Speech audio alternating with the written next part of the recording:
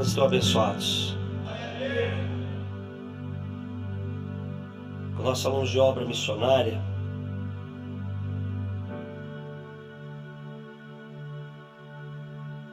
alguém me perguntou hoje, pastor Alexandre, se a escola de avivamento o tema era missões. Aí eu disse assim, não, o tema não é missões. Por que você pergunta? Ele disse, porque está falando muito de missões. E eu respondi, talvez porque nós não tenhamos outra coisa para falar. Ou talvez porque não seja necessário falar outra coisa. Talvez o desafio de uma igreja seja ela compreender que tudo o que ela fizer, tudo, qualquer coisa que ela fizer, se não convergir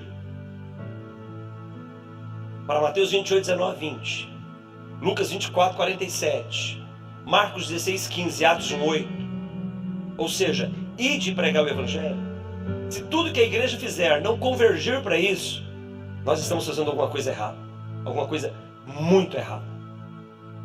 Nós como igreja, nós precisamos, e nós estamos realizando essa escola de avivamento, justamente porque a nossa intenção é trazer amadurecimento para aquilo que nós fazemos. Nós precisamos amadurecer. A obra de Deus não pode ser feita por meninos. Ainda que ela comece, ainda que os meninos comecem a fazer. Mas os meninos precisam amadurecer. Ou seja, precisam crescer. Quando é menino, fala como menino, age como menino, se alimenta como menino, mas a necessidade é de crescimento, então precisamos deixar as coisas de menino de lado. E a escola de avivamento, a nossa ideia é isso, é provocar amadurecimento. Então quando nós trazemos o pastor Paulo para falar para nós, trazemos o pastor Gustavo para falar para nós, quando o pastor Alexandre fala para nós, quando o pastor Jonas vai ministrar amanhã, fala para nós estamos aprendendo.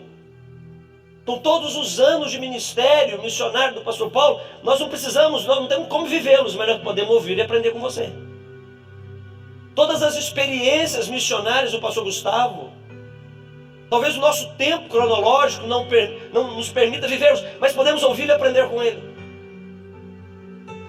Então amadurecimento é muito importante para um homem, para uma mulher que quer se comportar de acordo com a graça que um dia o alcançou. É isso daí. Porque às vezes as pessoas dizem, não pastor, mas eu não tenho chamado para ser líder. Deixa eu lhe dizer uma coisa, o ser humano, ele precisa ser líder. Não importa qual a área da sua vida. Se você não for líder, você vai ter muitos problemas. Você precisa ser líder na sua casa. Se você não for um líder, ou seja, alguém que caminha com autoridade na sua casa, a sua família vai ter problemas. Se você não for um marido que é líder na sua casa, a sua família, a sua casa vai ficar sem destino. Se você for uma esposa que não é líder na sua casa, a sua casa vai ficar sem conselho, vai ficar sem equilíbrio. Se você não for um filho que seja líder na sua casa, você não honrará os teus pais com princípios e com a prática de princípios e não defenderá os princípios. Se você tem uma empresa, se você tem um negócio, se você não for líder no teu negócio, deixa eu lhe dizer, o teu negócio vai quebrar, vai fechar. Se você trabalha em uma empresa, se você é colaborador numa empresa, se você não for líder naquilo que você faz, deixa eu lhe dizer, você vai perder o teu emprego. Tudo, pastor Paulo, tudo que nós fazemos na nossa vida exige um nível de liderança nossa. E quando você aceita Jesus como Senhor e teu Salvador, você precisa ser líder também.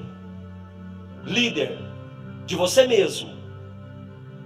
Você precisa liderar a sua própria vida, porque agora você vai viver uma grande batalha de um homem que morreu contra um homem que nasceu de novo.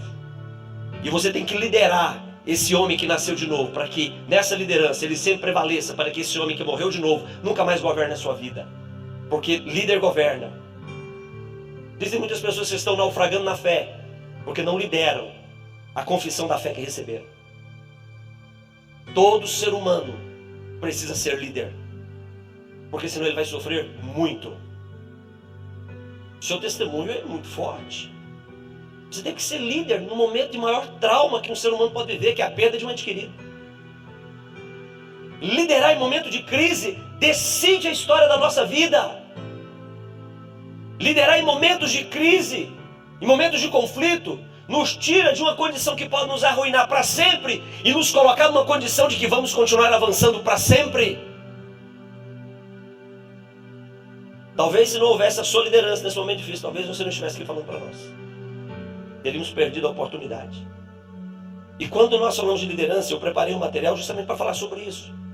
Porque o nosso tema, ou os temas que nós colocamos para a escola de avivamento, que é paternidade ministerial, espiritualidade saudável, missões, oração como estilo de vida, são temas que exigem uma liderança eficaz. Se você não for um líder eficaz e não estimular isso em você não vai ter uma espiritualidade saudável. Porque vivemos num mundo hoje onde o contágio social e emocional que vivemos todos os dias, eles vêm com muita força para fragilizar a saúde da nossa espiritualidade. Colocar dúvidas na saúde da nossa espiritualidade. Você liga a televisão, só tragédia. Você sai pelas ruas, fala com o teu vizinho, você está no trem, no ônibus. Pessoas desistidas, prontas para contagiar de uma forma negativa a saúde da nossa fé. Sabe o que a Bíblia diz sobre escutar as coisas? As Escrituras dizem que as más conversações, elas têm poder de corromper os bons costumes. Então ter uma espiritualidade saudável não é algo simples. Se você não for líder para governar, para comandar com autoridade o que você ouve, as pessoas com as quais você se relaciona, você não vai ter uma espiritualidade saudável. Primeiro salmo das Escrituras. Primeiro salmo começa como? Primeiro salmo, primeiro versículo, começa nos dando conselhos para preservar a saúde da nossa espiritualidade. Bem-aventurado é o homem, feliz é o homem, de sucesso é o homem, que não perde o seu tempo sendo retido no caminho do pecador, que não cede o seu tempo ouvindo o conselho do ímpio, que não desperdiça as suas horas parado e ouvindo o escarnecedor. São conselhos para proteger a nossa espiritualidade. Se você não for líder da tua espiritualidade, deixa eu lhe dizer, alguém vai liderar a sua espiritualidade. E talvez a forma que alguém lidere a sua espiritualidade não seja bom para você. Pense nisso. Como desenvolver a obra missionária? Como envolver em missões se não tiver poder de decisão? Se não tiver autoridade para decidir? Para avançar? Como é que vai para a África, Hélio? Como é que vai lidar com aquele povo que, se deixar, eles governam a gente? Se não for líder, nem vá. Se você não tiver esse despertamento, nem avance. Porque vai ser vergonhoso. Você vai e vai voltar muito cedo. Porque um líder, ele é marcado por algumas características muito importantes, e dentre elas é a capacidade de permanecer no propósito que o levou. Líderes se definem pela consistência do que eles querem. Eles sabem o que eles querem. Então não tem como você ter uma espiritualidade saudável sem ter uma liderança eficaz. Não tem como você se envolver na obra missionária sem uma liderança eficaz. Não tem como falar de paternidade ministerial se não for líder. Porque quem é um pai? Pai é o que aponta a direção. Pai é aquele que diz para o filho: você não sabe o final da história, mas eu vou construir esse caminho para que você chegue num bom final. É líder quem faz isso. Pais dão destino para os seus filhos. Não tem como falarmos de oração como estilo de vida para uma pessoa que não entendeu o seu nível de liderança nessa terra e no reino do Espírito. Porque vida de oração é caminhar com autoridade. Alguns dizem unção, mas unção é a autoridade. Unção não é falar em outras línguas, unção não é curar os enfermos. Isso são os resultados, esses são os reflexos de quem tem a autoridade. Unção é autoridade. Jesus, ele é chamado de Messias, Machia, que significa ungido, que tem autoridade. O rei Ciro, o Senhor chama Ciro de meu ungido. A palavra ungido no hebraico é Machia, quem tem autoridade. Então uma vida de oração eficaz, um estilo de vida de oração, não se constrói sem que esse homem e essa mulher saiba o que está fazendo e decidido o que está fazendo. De que entre no reino do Espírito com as suas orações, convicto de onde está indo, convicto de quem está recebendo. Talvez uma outra importante característica de um líder é ele tem convicções muito firmes. Ele tem convicções muito firmes. Ele sabe o que faz, e sabe por que faz, e sabe para quem faz. Líderes são assim. E por fim, que é o tema da nossa escola, avivamento. Deixa eu lhe dizer uma coisa. A geração que vai viver esse avivamento que nós temos pregado, que nós temos falado a respeito, que não é o avivamento da manifestação dos dons, ok? Não é. O avivamento que nós estamos falando não é o avivamento da manifestação dos dons. Eu acredito que esse avivamento, ele tem muita relação com comportamento. É a mudança do meu comportamental. E vai me conectar com a vontade do céu. E aí Deus vai ordenar que tudo que a vontade dele se cumpra na nossa vida. E os dons acompanharão aqueles que acreditam na palavra dele. E porque acreditam, cumprem a palavra dele. E porque acreditam e cumprem a palavra dele, se construiu um comportamento coerente com a palavra dele. Aí os sinais acompanharam essas pessoas. Percebeu como a dinâmica dos sinais dos céus, ela é simples, a dinâmica? Eu não disse que é fácil. Eu disse que apenas é simples. E nem tudo que é simples é fácil. Nós precisamos de um modelo de liderança. O ser humano ele tem muita facilidade para copiar, seguir modelos. O ser humano é assim. Existem pregadores que pregam como outros pregadores. Existem músicos que querem tocar como outros músicos. Os jovens, os adolescentes querem cortar o cabelo, né, de acordo, né, com, né, o jogador de futebol que dá mais, né, maior destaque. Querem comprar roupa que identifica com um determinado personagem. O ser humano ele precisa de modelos. E Jesus sabe disso. O Espírito Santo sabe que o ser humano precisa de modelos. Por isso Paulo diz: sejam meus imitadores, como de Cristo eu sou um imitador. Então pronto, o Senhor sabe, o ser humano precisa se modelar em alguém. E Paulo entende isso: se modela em mim. Não tem problema. Então nós precisamos de um modelo eficaz para a nossa liderança. E quando fala de modelo de liderança, eu vou para as Escrituras e eu percebo algo muito interessante acontecendo em relação a um modelo. Se você quiser deixar a sua Bíblia aberta em Gênesis 14, o livro de Gênesis está lá bem no finalzinho da Bíblia. Pode começar por lá. Quando fala de liderança no modelo das Escrituras, eu vejo Deus construindo um modelo de liderança para o povo dele.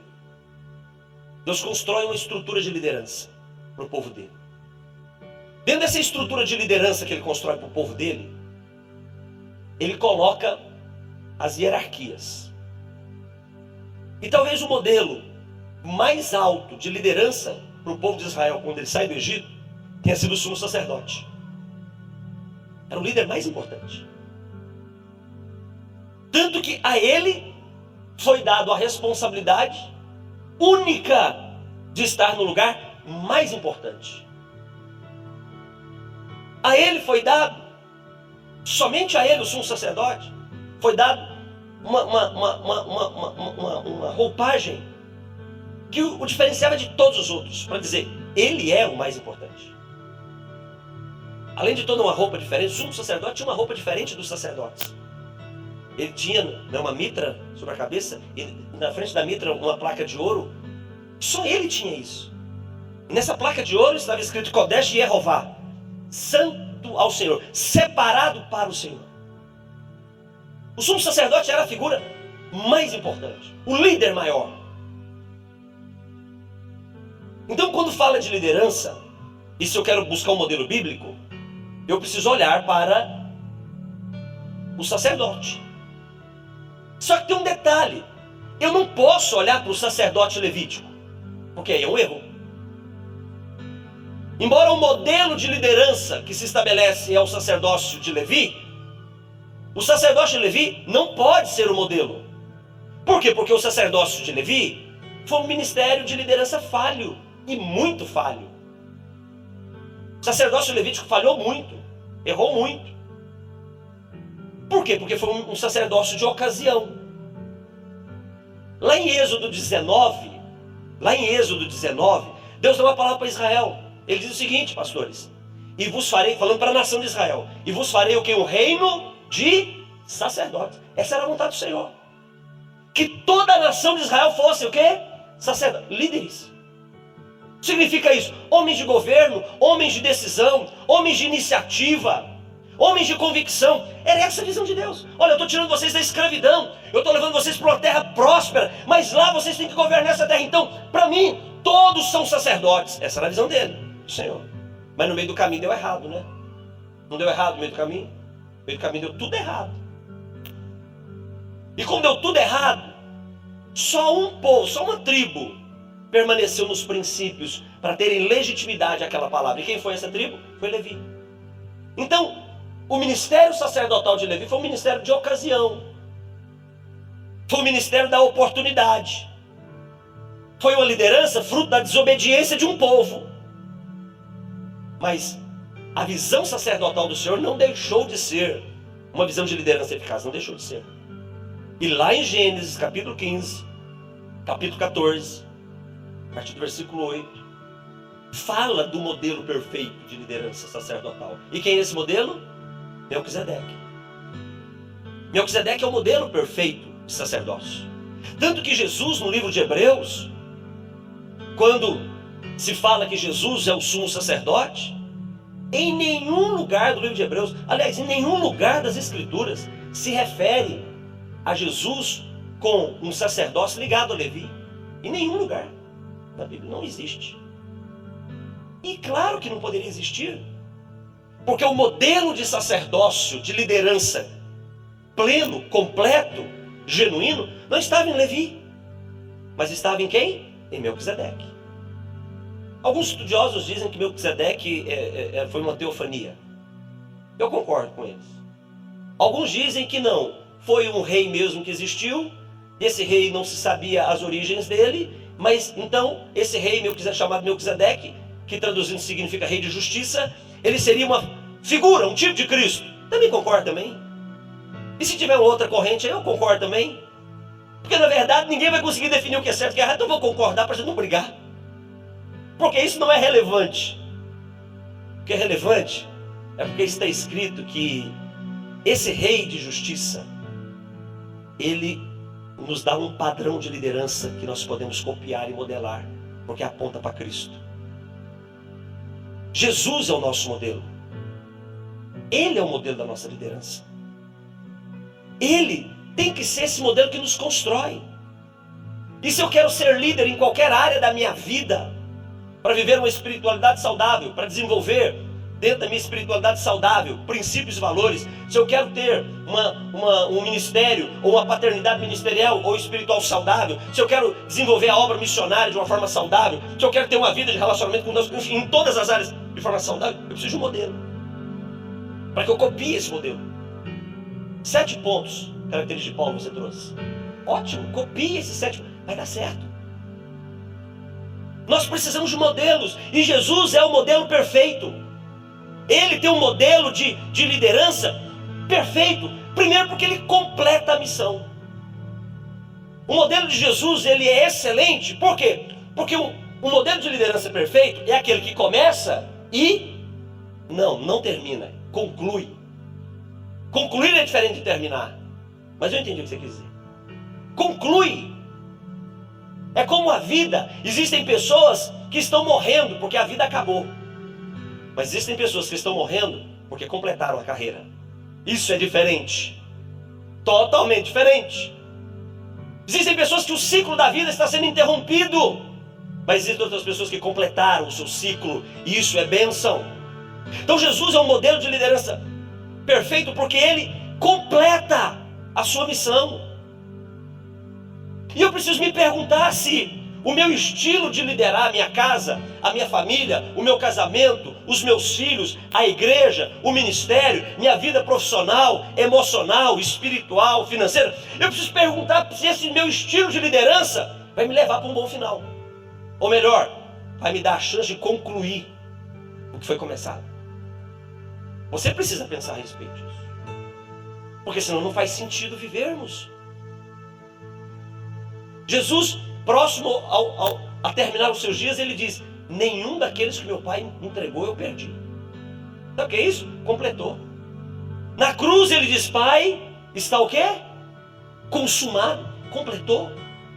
O apóstolo Paulo escreve para um discípulo muito importante do seu ministério, dizendo: Timóteo, eu completei a minha carreira, eu combati o combate e eu guardei a fé. Ou seja, eu não perdi nada, apesar de ter tido e vivido todas as oportunidades para ter perdido tudo, mas não perdi nada.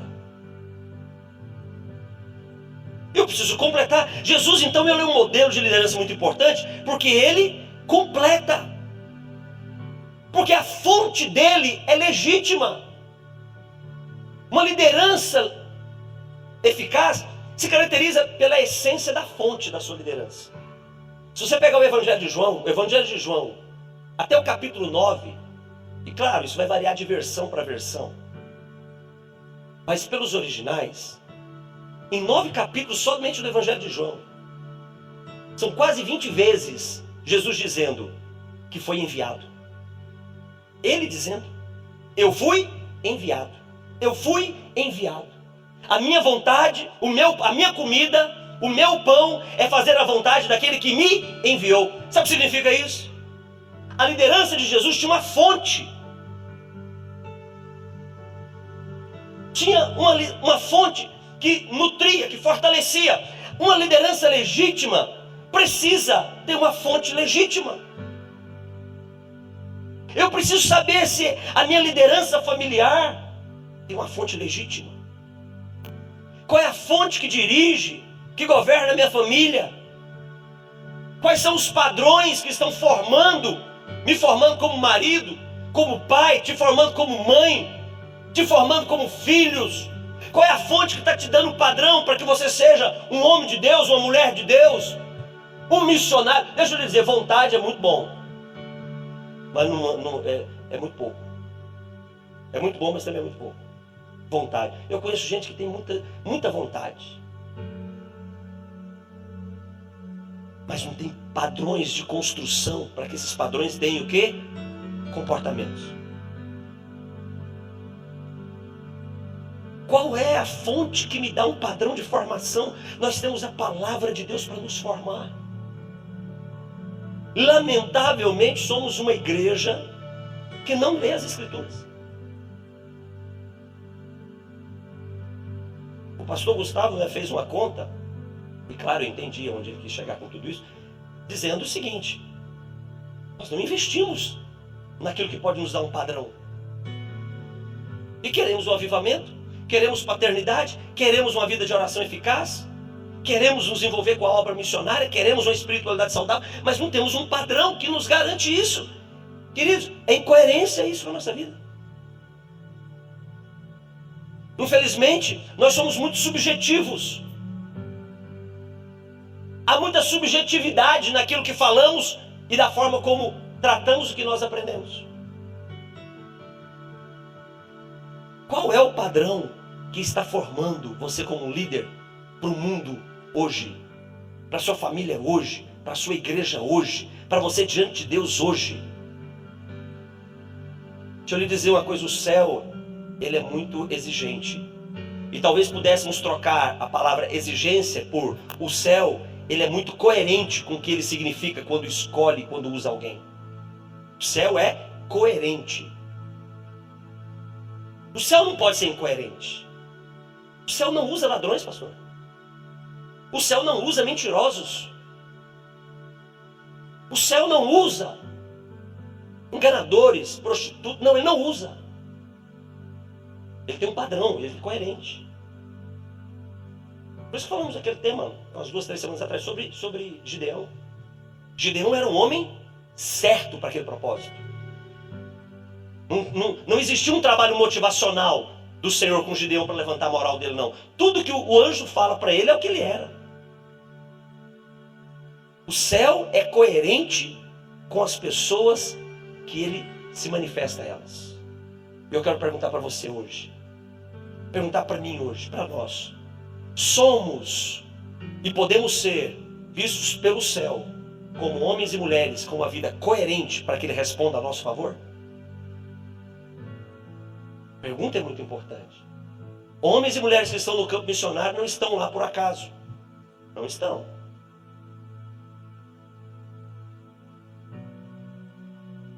Missionários que estão no campo não estão por acaso. Pastor Hélio e pastora Cida não estão lá por acaso. Pastor Paulo viveu o que viveu, não foi por acaso. Jesus sabia que se viesse a viver o maior trauma que um ser humano pode viver, que é a perda de um ente querido, você não desistiria. Por isso que ele mandou. Ele não envia. Deixa eu dizer uma coisa: o céu não erra. O céu não erra. A escolha de Jonas não foi um erro. A escolha de Moisés não foi um erro. Talvez no início eles não se aperceberam da grandeza, mas o céu tinha certeza. Eles eram os melhores para aquele propósito. Assim como você é o melhor para os propósitos que ele tem para essa terra, para esse mundo, para essa cidade, para essa nação. Você, eu, somos, ele sabe. Então, eu preciso definir qual é o padrão formador da minha liderança. Preciso estar atento quais são os agentes influenciadores dessa minha liderança. Primeiro padrão que forma, ok? É a palavra. As escrituras é o padrão que me forma. Jesus é o modelo que me constrói. A forma como ele fala, a forma como ele decide, a forma como ele enxerga as coisas, a forma como ele se comporta com as pessoas. Porque Jesus, ele tem um padrão, e o padrão dele é sem padrão. Como assim? Ele trata a mulher adúltera de um jeito e trata os fariseus de outro. A mulher adúltera, ele não dá nem um ralo, nem um sermão nela, ele só ama e protege. E os fariseus? Ele entra metendo a bica, né? Chutando as gaiolas. Ele entra já falando, vai para o inferno, assim, não é? Mas ele tem um padrão. Qual é o padrão? Conhecer o coração das pessoas e tratar as pessoas conforme o seu coração. Aí ele sabe. Ele sabe o nosso coração. Fica tranquilo. Você pode esconder o teu coração das pessoas, mas dele você não esconde o teu coração. Se eu pudesse te dar um conselho, se eu pudesse, eu lhe diria: dá o seu coração para ele logo. Dá logo, para ele mudar o seu coração. Então o padrão que me forma a minha liderança é ele. Agora, eu preciso saber quais são os agentes que influenciam a minha liderança depois que meu padrão está formado. Que maluquice. Pastor vai fazer a obra lá e muda. Você contou ontem, né? O ser humano, ele é altamente influenciável. Nunca se esqueça disso. Algumas pesquisas de desenvolvimento humano, algumas pessoas, né, que trabalham com desenvolvimento humano, elas dizem o seguinte: que você é o resultado das 3 ou das 5 pessoas que você mais se relaciona. Interessante isso. Você é o resultado das 3 pessoas ou das 5 pessoas que você mais se relaciona. E é verdade. Por isso que é importante eu me relacionar muito com Jesus, para me parecer com ele. Agora existem pessoas que estão se relacionando só com gente. Está se parecendo com gente só. Estão pegando os defeitos das pessoas, os costumes das pessoas, as crenças das pessoas, e está perdendo a essência do padrão formador. Então, quais são os agentes que te influenciam? Você precisa tomar cuidado com aquilo que te influencia, com aquilo que você ouve. O que você ouve constrói valor. O que você vê constrói valor. As pessoas que você se relaciona com elas constroem valor. Se você andar com alguém que teve uma decepção no campo missionário, deixa eu te dizer, você nunca vai ser missionário na vida. Se você andar com alguém que teve um problema, uma frustração com a paternidade biológica, fica tranquilo, você vai desistir desse assunto de paternidade ministerial. Por quê? Porque o ser humano é altamente influenciável. O apóstolo Paulo escreve aos Filipenses, e o que ele diz? Tudo que for bom, tudo que for amável, tudo que for de boa fama, tudo que tiver valor, tiver justiça, seja isso que ocupe o vosso pensamento. Por que ele está falando isso? Porque o ser humano é influenciável. Se você se inclinar para o mal vai te influenciar. Não é fácil ter uma mente blindada. Mas se você tiver uma mente construída nos valores de Deus, deixa eu lhe dizer, ela é impenetrável. Quais são os agentes que influenciam a sua liderança? Os padrões da minha liderança, as influências que você recebe no seu dia a dia, são suficientes para te levar a concluir a sua missão? A fazer com que, ou te dar a garantia de que você vai ter um bom final? Você quer ter um bom final? Quantos querem terminar bem? Deixa eu dar uma notícia, poucos terminam bem. Poucos terminam. Precisa de muito esforço para terminar bem. Paulo resistiu a açoites. Paulo resistiu às prisões. Paulo resistiu aos naufrágios. Paulo resistiu aos abandonos. Paulo resistiu aos apedrejamentos. Porque ele tinha um motivo para resistir. Paulo resistiu até ele contra ele mesmo. O bem que eu quero não reside em mim. O mal que eu não desejo é isso que eu faço. Ele resiste até ele mesmo. Mas sabe por quê? Porque ele tinha um alvo que valia a pena. Deixa eu lhe perguntar, você tem um alvo que vale a pena? O Jesus que você acredita tem valido a pena? Porque se ele valer a pena, deixa eu lhe dizer uma coisa. O pecado não vai ser o seu maior desafio. Fica tranquilo.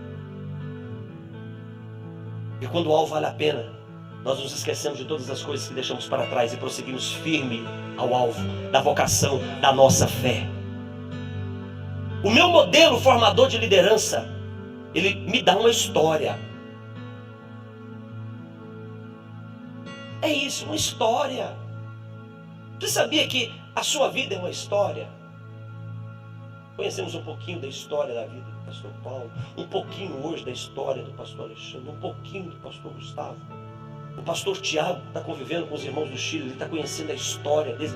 Nós somos histórias, somos livros escritos todos os dias. Livros com histórias bonitas, livros com histórias tristes, livros com histórias que, impróprias para menores de 18 anos, mas está escrito. Mas a questão não é se a história inicial, os primeiros capítulos da história não são bons. O meu livro tem 47 capítulos. A metade dele não é bonito, não. Metade da história do livro, da minha história, da minha vida, não é bonito. Assusta, escandaliza as pessoas. Mas tem um capítulo que quando você vira a página e começa ele, e esse capítulo começa dizendo assim: e ele se encontrou com Jesus. Aí fica boa a história. Aí melhora bastante. Só que tem um detalhe, agora eu tenho que terminar bem também. A história que você está escrevendo a respeito da sua vida tem um modelo de liderança que vai deixar uma influência, um legado que os outros vão se lembrar de contar. Preciso pensar a respeito disso. Toda liderança precisa de um modelo aprovável. As pessoas têm bons modelos para nós. Copie bons modelos de algumas pessoas. Mas se o modelo das pessoas que você copia não se encaixar, não se conectar com o modelo dele, abandone os modelos que você está seguindo, porque eles não vão te levar para um bom destino. Pastor, até agora o senhor não falou do Melquisedeque? Vou falar do Melquisedeque agora. Em 15 minutos eu quero colocar 4 pontos da liderança que nós aprendemos com o sacerdócio. Porque o sacerdócio não é o modelo? O modelo de Deus? E não é o Levítico, mas é o de Melquisedeque. Primeiro modelo de uma liderança eficaz, quando eu olho para Gênesis capítulo 14, versículo 8, é quando está escrito lá que ele é rei de Salém. Ele é rei. Uma liderança eficaz, ela se caracteriza porque ela exerce governo. Significa isso? Ela conduz as pessoas, ela estabelece condição para as pessoas. Ela esclarece. Governo é isso, governo organiza. Governo põe limites. Governo protege os seus territórios. Governo protege as pessoas que habitam no seu território. Governo dá identidade para as pessoas.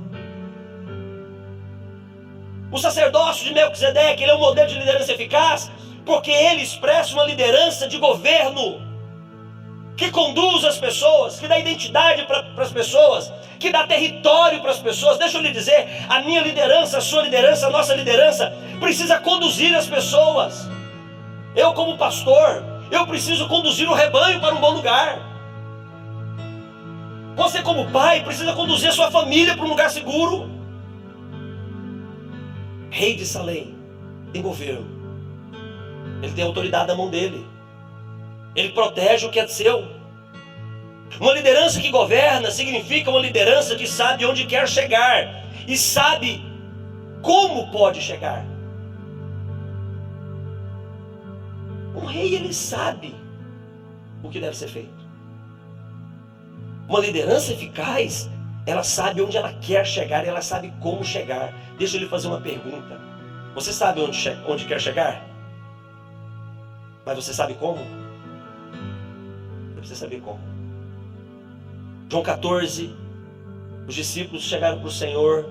Um discípulo disse: Senhor, como saber o caminho? Eu estou falando de discípulos que conviveram com ele. Como saber o caminho? E ele disse: olha para mim, eu sou o caminho, eu sou a verdade e eu sou a vida. Você sabe como chegar?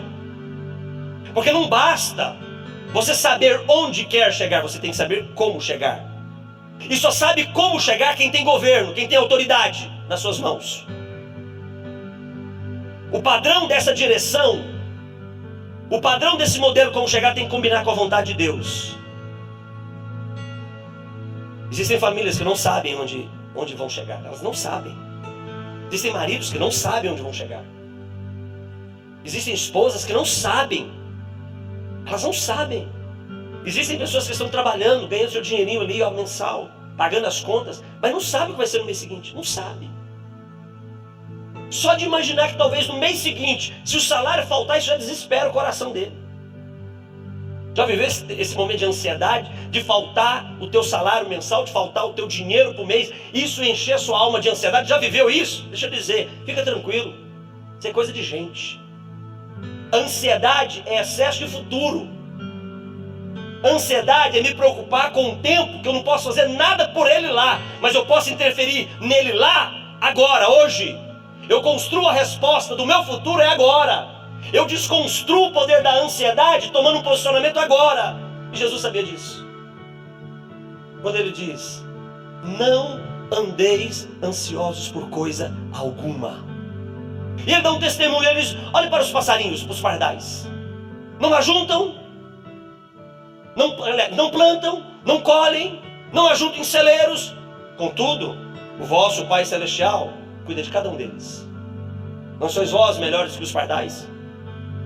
Aí ele diz: olhe para os lírios do campo. Nem Salomão em toda a sua glória se vestiu como esses lírios do campo, que hoje são lindos, esplendorosos, e amanhã seca e é jogado no fogo. Não sois vós melhores do que os lírios do campo? Aí ele diz: não andeis ansiosos por coisa alguma. Existem pessoas que se preocupam com o futuro porque não têm fé bastante hoje para compreender que o amanhã é o lugar mais seguro que você pode viver. Porque o nosso Senhor é Senhor do nosso amanhã, porque Ele é o Senhor do nosso agora.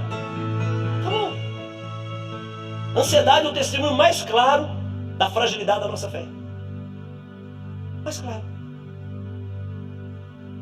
O segundo ponto que eu quero compartilhar na vida de Melquisedeque, que nos dá um modelo de liderança eficaz. O primeiro modelo, ele é rei de Salém, ele tem governo. É quando o texto diz que ele trouxe pão e vinho. Ele trouxe pão e ele trouxe vinho. Melquisedeque, rei de Salém, trouxe pão e trouxe vinho. Está lá no versículo 18. Gênesis 14, 18. O que significa isso? Uma liderança eficaz, ela capacita ela habilita, ela traz aquilo que vai me dar condições de alcançar um nível maior. Uma liderança eficaz, um modelo de liderança eficaz, ela traz, ela completa, ela capacita de tal maneira que aqueles que estão ao seu redor vão realizar objetivos mais importantes e maiores do que o que ele faz. Talvez o maior erro de um líder, seja ele um pai, uma mãe, um filho, um dono de uma empresa, um pastor, seja ele pensar que tudo começa nele e termina nele. E hoje nós temos um modelo de igreja assim, onde os líderes, eles imaginam seus ministérios começando neles e terminando neles. Nós tivemos esse modelo. Quando Melquisedeque ele traz pão e vinho, ele está falando de uma liderança que prepara as pessoas para que elas realizem mais do que elas realizaram. De uma liderança que constrói valores nas pessoas para que as pessoas sejam melhores do que elas são, do que ele é, do que o líder é. Uma liderança eficaz faz questão de ver que as pessoas que estão caminhando debaixo do governo, da autoridade dela, se tornarão melhores do que ela é. Isso é uma liderança eficaz.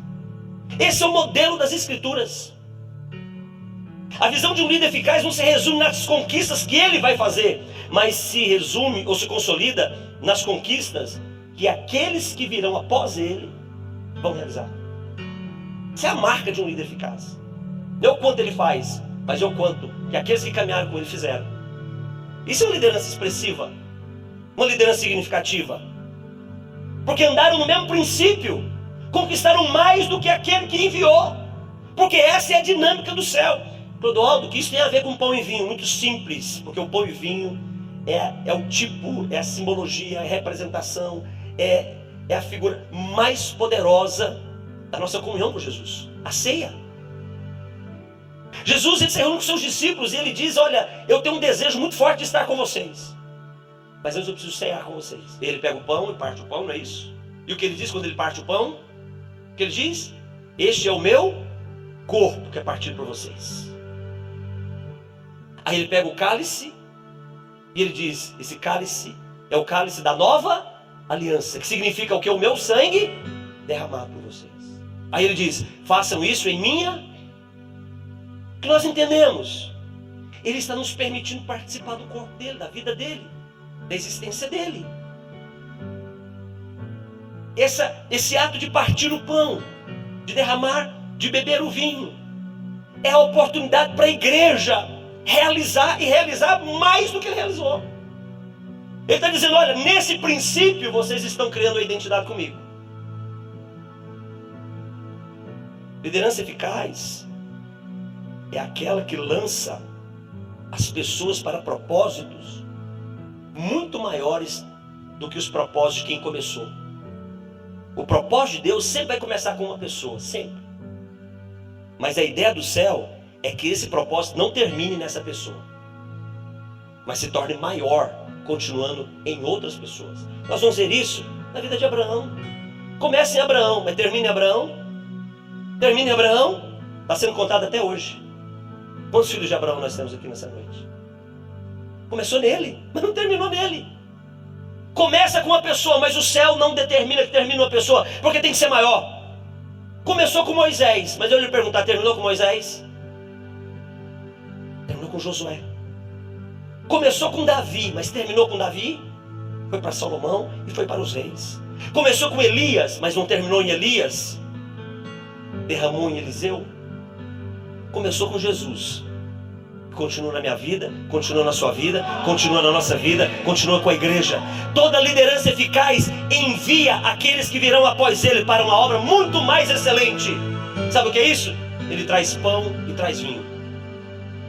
Está criando identidade. Você vai longe, mas você não vai por sua causa só, você vai por minha causa, porque eu não posso ir onde você vai. Eu só comecei, mas a identidade minha que se constrói em você vai te levar muito mais longe. Terceiro ponto, que fala de uma forma, de um modelo de liderança eficaz, é quando no versículo 18 está escrito lá: Melquisedeque, rei de Salém, trouxe pão e vinho, e ele era sacerdote do Deus Altíssimo. Ele era o sacerdote do Deus Altíssimo.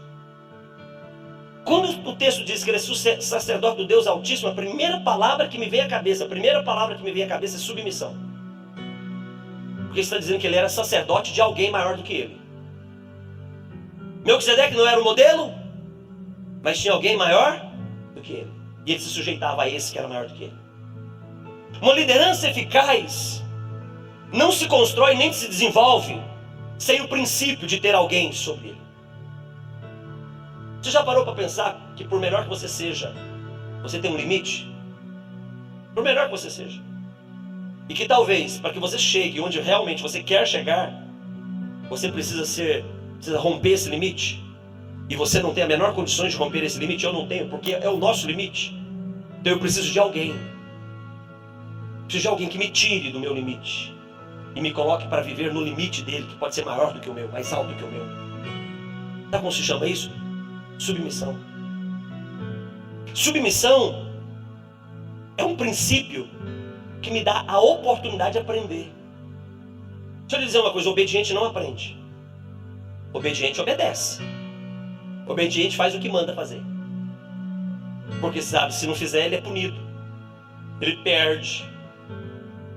E o submisso, ele faz porque ele sabe onde ele pode chegar fazendo o que ele foi ordenado fazer. Ele nem questiona. A igreja não tem que ser obediente ao chamado de Atos 1:8. Ela tem que ser submissa ao chamado de Atos 1:8. Porque Atos 1:8 não dá opção. Não dá opção. É afirmativo. Sejam minhas testemunhas. Se necessário, testemunhas, do grego martos, se necessário, morra por isso que você acredita. É uma ordem. Não me dá condições de dizer, mas e se eu não puder? E se eu tiver filhos? E se eu for recém-casado? E se eu tiver um emprego que ganhava $10 mil? Deixa eu lhe dizer, você não tinha opção. Fica tranquilo. Você não tinha opção, Paulo. Nós não temos opção. Sabe por quê? Porque uma liderança eficaz se constrói no princípio de fazer aquilo que deve ser feito. Só que submissão depende de maturidade. Maduros se submetem, imaturos obedecem. Imaturos obedecem. Por isso que os imaturos são os que mais vivem em crise quando é dito para eles fazerem algo que eles não concordam. Porque é coisa de criança.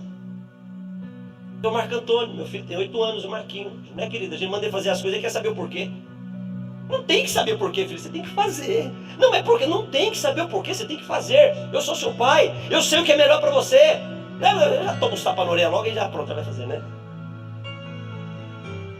Criança questiona, porque criança age no ambiente da obediência. Ele quer escolher. E o maduro faz. Porque o maduro sabe que quem está sobre ele tem experiência o bastante para dizer o que deve ser feito para lhe garantir um bom lugar. Aquele que cumpre os meus mandamentos é o que me ama. Olha a que Jesus vincula o amor dele. O amor a ele é quem cumpre o que eu mando fazer. Porque amor é maturidade. Amar a Deus, qualquer um diz que ama a Deus, mas o amor a Deus na essência é um resultado da nossa maturidade. É a tal ponto de que começamos a não considerar mais a nossa própria vida como sendo nossa. Quando passamos a considerar o que temos como não sendo mais nosso. Só a maturidade proporciona isso. Quarto ponto para nós encerrarmos. Sobre um modelo de liderança eficaz. Melquisedeque, rei de Salém, de governo, trouxe pão e vinho. Capacitação, envio, condições de chegar mais adiante. Sacerdote do Deus Altíssimo, no princípio da autoridade da submissão. Mas o quarto princípio, quando diz que ele abençoou a Abraão. É o que diz o versículo 18. Então Melquisedeque, rei de Salém, trouxe pão e vinho. Ele era o sacerdote do Deus Altíssimo e ele abençoou Abraão. E aqui eu vejo um quarto modelo para uma liderança eficaz. Uma liderança eficaz, ela tem como característica ser doadora. Uma liderança eficaz, ela doa. Ninguém faz isso. Deixa os slides à disposição. Ninguém faz isso. Mas maduros fazem. Uma liderança eficaz, ela entende que abençoar é a expressão mais nobre que pode existir na questão de doar algo que tem valor. Abençoar é doar algo que tem valor. Ser doador me dá a possibilidade de sempre ter mais. Sempre ter mais. Você vai ver líderes eficazes, líderes que têm um modelo maduro, nunca falta nada para eles. Passam momentos difíceis, mas nunca falta nada. Por quê? Porque um líder eficaz, ele doa. Mas ele fica sem para dar para os... Não, ele nunca vai ficar sem. Nunca vai ficar sem. Nunca vai ficar sem. Ele sempre vai doar. E sempre vai ter um Yahvé Jireh cuidando da vida dele ali. Sempre vai ter. Líder eficaz é assim. Jesus, ele deu a vida dele. Mas tinha uma certeza. Eu dou, mas eu vou receber de volta a minha vida. Abraão caminhou 3 dias para oferecer o seu filho Isaac, mas ele tinha uma certeza no coração dele, não tinha? Qual era a certeza? Deus é poderoso para ressuscitá-lo. Todo líder eficaz, ele é doador, porque ele sabe que aquilo que ele doa nunca vai ser contabilizado como débito para ele. Um líder eficaz sabe que aquilo que ele entrega, aquilo que ele faz, aquilo que ele coloca diante de Deus, todo o desprendimento dele, material, físico, tudo dele tem um retorno de Deus para a vida dele, que vale a pena ele doar cada vez mais. É uma liderança eficaz. Eu quero te perguntar nessa noite, qual é o modelo de liderança que você vive hoje? Fica tranquilo. Cada um tem a vida que merece. Não tem nada errado com a sua vida e nada errado com a minha vida. Cada um tem aquilo que constrói para ter. Quanto mais doador, mais abundante será o céu para com você. Quanto mais governo você estabelecer na sua casa, na sua família, no seu casamento, em todos os ambientes que você estiver inserido, mais honra, mais resultado você vai ter. Quanto mais você colaborar para enviar pessoas, quanto mais você colaborar para investir em pessoas, acreditando que as pessoas sempre serão melhores que você. Jesus ensinou, Paulo, Jesus disse o seguinte: não considere-se o quê? Melhor que o seu irmão. Ainda que você seja, não considera melhor porque você não é. Porque ainda que você seja melhor que ele, se ele aprender com você, ele vai se tornar 2 vezes melhor que você. Isso tinha que ser alegria para mim. De saber, é verdade, ele ficou 2 vezes melhor, mas a fonte fui eu. Eliseu foi melhor que Elias, mas a fonte foi Elias. Josué entrou na terra prometida, Moisés não entrou, mas a fonte foi Moisés. Salomão construiu o templo, mas o projeto era do pai dele. A igreja está fazendo obras maiores, mas sem ele, nada pode ser feito. Nada pode ser feito. Vamos ficar de pé em nome de Jesus. Vamos ficar de pé em nome de Jesus. Qual é o nosso modelo? Se somos e queremos ser ou queremos ser uma igreja que vai viver como uma geração do avivamento, precisamos definir os nossos modelos. Não pode ser algo incongruente quem você é e os resultados que você tem. Não pode ser. Muito se ouve falar da Coreia do Sul, né? Uma igreja, maior igreja do mundo. Mas você vai lá e vai saber, é coerente. Você chega lá, você vê uma igreja que ora muito. É coerente ser a maior igreja do mundo e orar. Coerente. Tem que existir congruência, coerência entre aquilo que você é e os resultados que você obtém. Um homem grosseiro com a esposa nunca será um bom marido. Um filho que não honra os pais nunca vai prosperar nos seus caminhos. Uma igreja que não investe em povos não alcançados está fora do propósito do céu. Está fora, não tem como. Uma igreja que investe mais dentro do que fora está fora do seu propósito. Pode até se questionar se o termo igreja lhe aplica. Pode. gasta mais dinheiro com microfone, com estrutura de som, de iluminação, com cadeira, e lá fora tem uma dívida com as nações, tem que questionar a sua identidade como igreja. Os meus resultados precisam ser coerentes com aquilo que eu estou fazendo e vivendo hoje. Quando você está entendendo, diga amém. Vamos falar com Ele, vamos adorá-lo.